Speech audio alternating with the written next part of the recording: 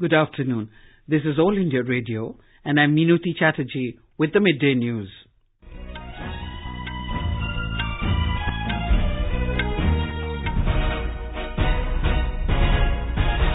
Headlines. Prime Minister Narendra Modi hits out at Andhra Pradesh Chief Minister for joining hands with Congress to save his power. Government notifies high-level committee for the implementation of Clause 6 of the Assam Accord for safeguarding cultural and social identity of the people. I&B Minister dismisses media reports about government's plan to hire private agencies to keep tab on media platforms ahead of upcoming Lok Sabha elections. Prime Minister of Norway to arrive in New Delhi tomorrow on a 3-day state visit to India. Storm Usman wreaks havoc in Philippines. Death toll rises to 126. In sports, India enforce a follow-on Australia on rain-marred fourth day of Sydney Test, lead by 316 runs. And India to play against Thailand in their opening match of AFC Asian Cup at Abu Dhabi this evening. Prime Minister Narendra Modi today hit out at Andhra Pradesh Chief Minister Chandrababu Naidu for joining hands with the Congress and alleged that he had done so to save his power. Mr. Modi was interacting with booth workers of BJP from Anantapur, Kadapa, Kurnool, Narasaraopet and Tirupati parliamentary constituencies through video conferencing. The Prime Minister pointed out that former State Chief Minister N.T. Rama Rao was the true icon of Telugu pride and he never forgave Congress for betraying Telugu interests. Telugu pride can only be restored when you put the interests of Andhra Pradesh above your political interest and lust for power. The Chief Minister is so fixated with the rise of his own son, he does not realize how his policies and corruption can lead to sunset of the state. Mr. Modi said it was NTR who led the Congress Mukt Bharat movement with the anti-Congress National Front, but it is sad that today his own son-in-law has bent his head before the Congress. Mr. Modi said N.T. Rama Rao's dream of a Swarna Andhra Pradesh will be realized when every citizen of the state enjoys fruits of development and not just one family. He said Swarna Andhra Pradesh will be scripted by the youth power of all Telugus. The government has notified a high-level committee for implementation of Clause 6 of the Assam Accord. The clause envisaged that appropriate constitutional, legislative and administrative safeguards should be provided to protect, preserve and promote the cultural, social, linguistic identity and heritage of the people of Assam. The 9-member committee, comprising of eminent Assamese persons from different fields, is headed by former bureaucrat MP Bes Barua. The committee will examine the effectiveness of the actions since 1985 to implement Clause 6 of the Assam Accord. It will hold discussions with all stakeholders and assess the required quantum of reservation of seats in the State Assembly and local bodies for the people of the state. The Union Cabinet had approved the setting up of the committee on Wednesday. Information and Broadcasting Minister Colonel Rajyavardhan Rathore has dismissed media reports that the government is planning to hire private agencies to keep tab on media platforms ahead of the upcoming Lok Sabha polls. In a video posted on his Twitter handle, the I&B Minister said similar contracts for collating information on the print and electronic media were floated on earlier occasions too, and social media has been added in the contract this time. Colonel Rathore said the government wants to listen to the voice of the people in the public domain to see where it is lacking and which policies need rectification. This is a tender which is for collecting information which is there in the newspapers, in the electronic media, in the social media. Social media is the only thing which is new from last contract. Social media is very critical today and therefore the government wants to know कि social media में क्या हो रहा है. It is not private information. A news portal had recently published a report that the Press Information Bureau floated a tender last month inviting proposals from external agencies for media aggregation, analysis and feedback services with regard to print, electronic, online and social media. Finance Minister Arun Jaitley has said over 122 crore Aadhaar numbers have been issued in the last 28 months and 99% of the adult population of India stands covered. In a Facebook post, Mr. Jaitley said 90,000 crore rupees have been saved by the use of Aadhaar. till March last year, and several duplicate, fake and non-existent beneficiaries have been eliminated. He stated that according to the World Bank Digital Dividend Report, India can save 77,000 crore rupees per year by using Aadhaar. Textiles Minister Smriti Irani today said the government has taken various initiatives to improve the lives of people associated with the textile sector. Inaugurating a day-long national conclave, Accomplishment and Way Forward for Textile Sector in New Delhi, Ms. Irani said, welfare of the farmers in the jute sector is something which is being given special focus by the government. We reached out not only to our colleagues in the Agriculture Ministry, but also our partners in the agriculture segments in the states and requested them to help us give farmers certified seeds, better farming opportunities, thereby benefiting at least 1,90,000 farmers in the jute sector. Jute sector में हमारे किसानों की आय प्रति hectare मात्र एक छोटे से प्रयास से 10,000 रुपए से ज्यादा बढ़ती हमने देखी है. Our correspondent reports that the objective of the conclave is to highlight the achievement of the textile sector and to chart out a map for building new capabilities for sustainable and resource-efficient growth of the sector.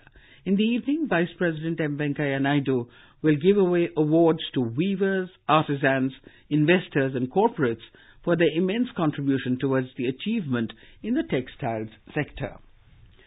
Prime Minister of Norway, Ms. Erna Solberg, will arrive in New Delhi tomorrow on a 3-day state visit to India. She will be accompanied by senior officials from her government and a large business delegation. During the visit, Ms. Solberg will hold talks with Prime Minister Narendra Modi. She will also call on President Ramnath Kovind and Vice President M. Venkaiah Naidu. External Affairs Minister Sushma Swaraj will call on the visiting dignitary. Prime Minister of Norway will deliver the inaugural address at the Raisina Dialogue and will address India-Norway Business Summit. This is All India Radio giving you the news.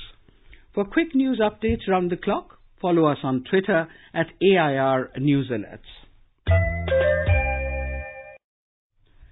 Cold wave conditions have abated slightly in northwest, central and western India due to western disturbance. Widespread snowfall has occurred in hilly areas of Jammu and Kashmir, Himachal Pradesh and some places of Uttarakhand in the past couple of days due to the western disturbance. Scattered rain has been witnessed in several areas over Punjab, Haryana and Uttar Pradesh. Talking to AIR News, Met official Charan Singh said minimum temperature is not likely to drop for the next 2 to 3 days and dense morning fog is likely in areas in Punjab, Haryana, Uttar Pradesh and North Rajasthan. Western disturbance is lying over North Pakistan and J&K under this influence. During next 24 hours, such type of activity likely to continue with the lesser intensity. And the minimum temperature not much likely to drop under the passing of this western disturbance. Due to the remaining moisture and change pattern in the wind, morning fogs at isolated places, dense fog likely over Punjab, Haryana, UP, North Rajasthan. Delhi received light showers this morning. The minimum temperature was recorded at 8.6 degrees Celsius, a notch above the season's average. The maximum temperature likely to hover around 16 degrees Celsius. And Delhi also recorded its lowest pollution level of the year today following a spell of rain. The Central Pollution Control Board, CPCB, said the air quality improved significantly, but it still remained in the very poor category. The weather in Srinagar and elsewhere in the Kashmir Valley is improving as there is sunshine today. The Met Department had yesterday predicted improvement in weather with light snowfall in North Kashmir areas. The high danger avalanche warning was also issued for Baramulla and Kupwara districts, while medium danger warning was issued for Bandipora and Gandarbal districts till 5 p.m. today. Kashmir is reeling under 40-day harshest cold period called Chillai Kalan, during which the night and day temperature remains very low. With improvement in weather, the 300-kilometer-long Jammu-Srinagar National Highway was opened for one-way traffic today. In Himachal Pradesh, Shimla, Dalhousie, McLeodganj and Manali are among the major tourist resorts which are receiving fresh snowfall. This is what cheers to the tourism industry and to those who were eagerly waiting for snowfall. Our correspondent has filed this report. The snowfall has brought cheers to the farmers of Lahore Spiti, Kullu, Mandi who have been waiting for the white manure for their crop. However, life has been disrupted in the high altitude areas like Lahore Spiti where vehicular movement remains disrupted. While in Kullu district, the Jalori Pass had been closed. The Lahore administration has asked the residents to stay indoors in the next few days as the area is prone to avalanches. Nandini Mittal, AIR News, Simla. In Uttarakhand, reports of snowfall have been received from Kedarnath, Badrinath, Hemkund, Gangotri, Auli, Harshil and upper reaches of Munsiari and Kapkot. The Met Department has issued the warning of heavy snowfall at isolated places of Garhwal and Kumaon region for the next 24 hours. Our correspondent has filed this report. High-altitude areas of Garhwal and Kumaon region received snowfall. As a result, icy wind is blowing in this state. Rishikesh-Gangotri National Highway from Suki Top to Gangotri has been blocked due to heavy snowfall. BRO personnel have been deployed to clear the roads. Meanwhile, all Chardham routes in Garhwal region are open for vehicular movement. Sky remains overcast in most parts of the state. Owing to this, temperature has fallen drastically in several parts of the state. Sanjeev Sundariyal, AIR News, Dehradun. Cyclonic storm Pabuk over Andaman Sea is likely to cross Andaman Islands tonight as a deep depression. The Met Department said the cyclone is expected to cross the islands with a wind speed of 55 to 65 kilometers per hour, gusting up to 75 kilometers per hour. The death toll from a storm that devastated the Philippines recently has risen to 126. The National Disaster Agency said more than 100 people lost their lives in the mountainous Bicol region of Manila. 75 people are injured and 26 missing, with over 152,000 displaced due to the storm. In cricket, India bundled out Australia for 300 in the first innings and enforced a follow-on the fourth day of the Sydney Test today. Team India had made 622 for 7 after opting to bat.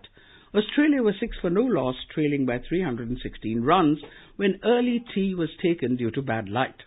The match was later called off for the day as the situation remained the same, with Team India staying well on course to a historic first series win in Australia since they toured the country in 1947-48.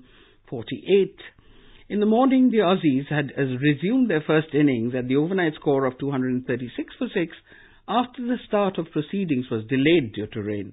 The hosts were skittled out for 300, courtesy spinner Kuldeep Yadav's 5-wicket haul in his maiden test on Australian soil. India will open the Asian Football Confederation AFC Asian Cup campaign against Thailand at Abu Dhabi today. The match will kick off 7 in the evening, with the continental showpiece event being expanded to 24 teams. India have a real chance of making it to the knockout rounds. India has been placed in Group A alongside Thailand, Bahrain and UAE. British Prime Minister Theresa May today urged MPs to back her Brexit deal, saying it is the only way to honour the referendum result and protect the economy. Writing in the Mail, Ms May said her critics, both Remainers and Brexiteers, risk damaging democracy if they oppose her plan. But a poll carried out for the People's Vote campaign suggests fewer than 1 in 4 voters support her Brexit deal. MPs are due to vote on whether to back Mrs May's Brexit plan next week. A deal on the terms of the UK's exit and the framework of future relations has been agreed between the Prime Minister and the European Union, but it needs to pass a vote by MPs in Parliament before it is accepted. The UK is due to leave the EU on the 29th of March this year, regardless of whether there is a deal or not. And now, before we end the bulletin, headlines once again. Prime Minister Narendra Modi heads out at Andhra Pradesh Chief Minister for joining hands with Congress to save his power. Government notifies high-level committee for implementation of Clause 6 of the Assam Accord for safeguarding cultural and social identity of the people. I&B Minister dismisses media reports about government's plan to hire private agencies to keep tab on media platforms ahead of upcoming Lok Sabha elections. Prime Minister of Norway to arrive in New Delhi tomorrow on a 3-day state visit to India. Storm Usman wreaks havoc in Philippines. Death toll rises to 126. In sports, India enforce a follow-on Australia on rain-marred 4th day of Sydney Test, lead by 316 runs. And India to play against Thailand in their opening match of AFC Asian Cup at Abu Dhabi this evening. And with that, we end the Midday News.